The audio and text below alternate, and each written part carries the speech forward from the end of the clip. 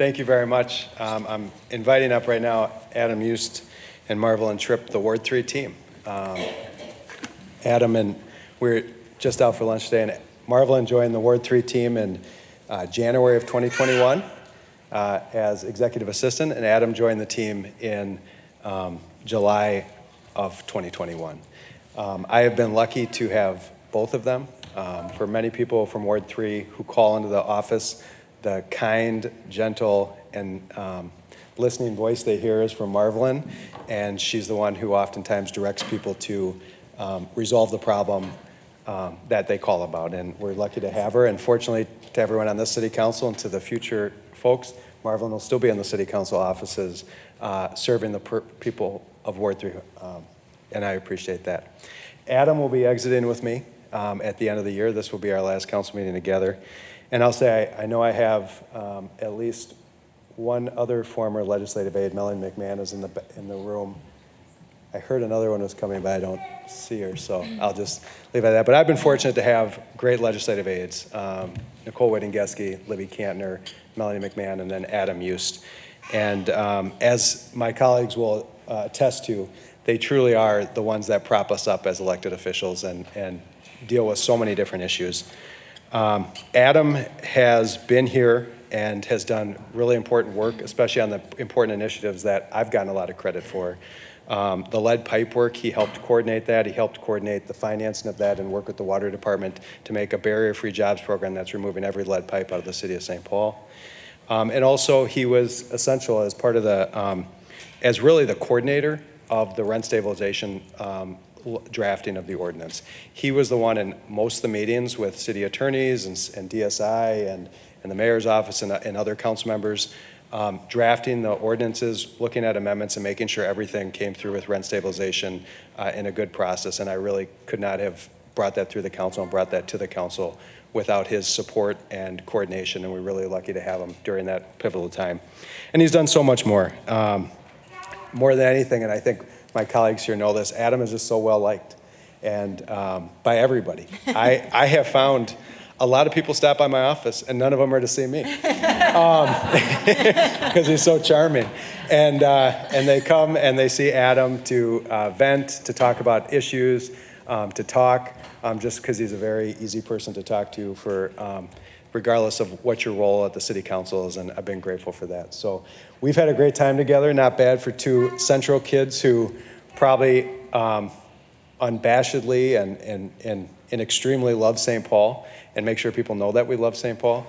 There's very few people who I would say love, publicly love St. Paul as much as me, but Adam's up there. He might even be more. He's the Prince of St. Paul. And with that, I would like to introduce Adam Eust, the Ward 3 legislative aide.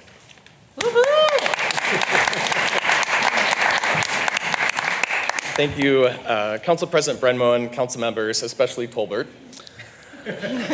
This is not my first time testifying before you, nor will it be my last. Years ago, Councilmember Tolbert and I first connected to share intel on the best cross-country ski trails in St. Paul, and that conversation ultimately led here. This deco and modern building is a bold nod to the future of a progressive city, a mighty but nimble government, and a city that people deeply care about and participate in their beloved communities. I know that Councilmember Tolbert deeply cares about St. Paul and this role as he reads every resolution and ordinance on each agenda, plus all of the attachments. He enjoys the work of being a council member, especially the mundane and boring stuff, which is often the most important part of this job. He finds gratification in helping people. Whether it's getting that license to a small business, completing a missing sidewalk, growing tech jobs for our youth, fixing a lead pipe so that children have safe drinking water from the tap. It's really all of the critical stuff that makes a city work for everybody.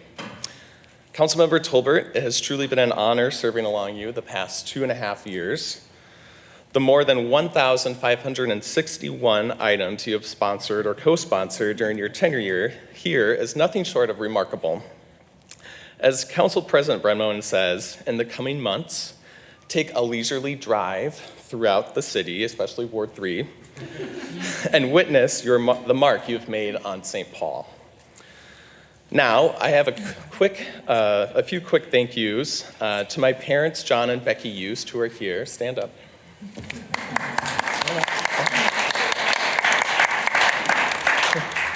Stand up, Mother. Keep standing. You have taught me about the importance of voting in off-year elections, how to make a difference in one's community, and the power of making your voice heard. I am forever grateful for your exemplary model of civic participation, so thank you. And let's give them a round of applause. All right. Thank you to former Deputy Mayor Kristen Beckman for telling me you need to go be Chris Tolbert's next legislative aide. Upon starting a new job, your Outlook shared calendar list becomes a historical Rolodex of relationships that you make. And on the top of that list is Melanie McMahon, who's in the back of the hall. Thank you for your mentorship, guidance, and friendship over the past few years. Thank you to our gatekeeper and taskmaster of Ward 3, Marvelyn Tripp. And thank you to the ghost of City Hall, Willie Williams. I know you're here. Be kind to the new council members and their staff. Finally, as it was mentioned, I love St. Paul.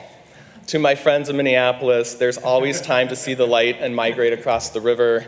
I am proud to call this fraternal twin city my home. In the coming months, you can find me probably cross-country skiing, likely in Ward 3, alongside Councilmember Tolbert. So with that, I will return the mic back to the councilmember. Thank you.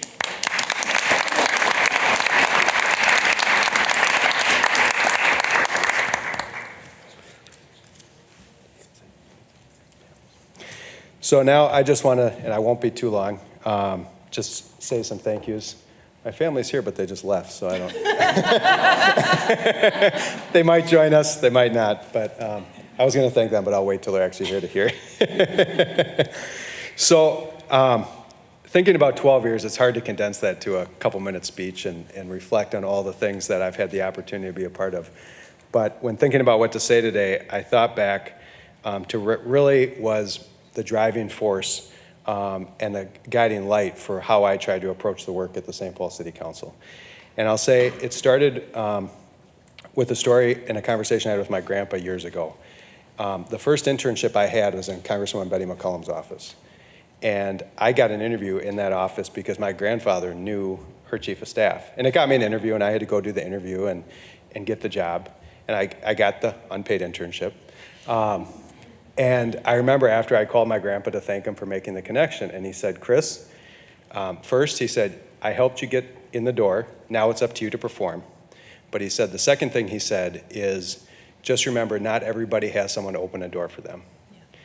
And that really was the impetus behind Right Track and why the city got into Right Track.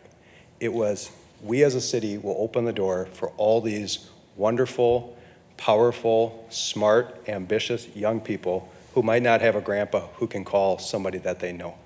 And it was about that opportunity for people.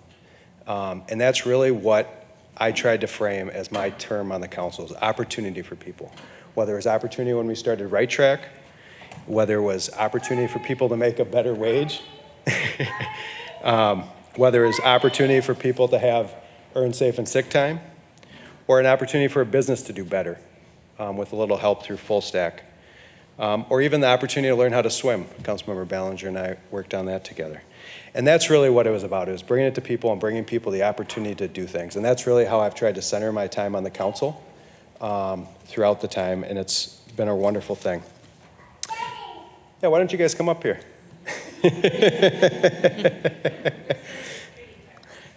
So I want to thank and my family here and see why I'm excited to have nights and weekends again. My daughter, Natalia, who's a Horace Mann third grader. This is Dylan, second grader at JCC and the ECC.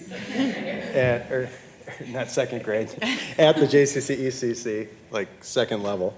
And my wife, Kelly Tolbert, here, who have been such great supporters of me, and I'm lucky to have in my life. And I'm really lucky. I've appreciated a lot of stuff I've gotten to work on at Highland Library, Assembly Union Park, all the types of things that these kids now get to go enjoy, and I get the joy of watching them enjoy it. As I kind of wrap up and finish my conversation here, I just will say to my colleagues who are staying and to the future colleagues who might be here, I'd say this is a wonderful opportunity. It's a very rewarding job. It's a very difficult job. But don't waste the time. It goes fast, but remember you can do a lot of good. Yeah, we'll get you some water. So, but you can do good, and I think I've used my time to do good here, and I'm respectful for that. So as a St. Paul kid who had the opportunity here to be a public school graduate, to go to the libraries, to go to the rec centers, I just feel completely grateful that I've had the opportunity from people in Ward 3, from the people in St. Paul, and from you to work with you. I would also like to co-sign and second Council President Brenmoen's thanks for all the council staff. We truly are lucky. And I also want to make sure to extra special thank you to every city worker here who has just made our jobs a lot better. We really have a wonderful professional staff here in the city, and we truly are lucky. It's been an honor to serve with all of you. Thank you for being my colleague.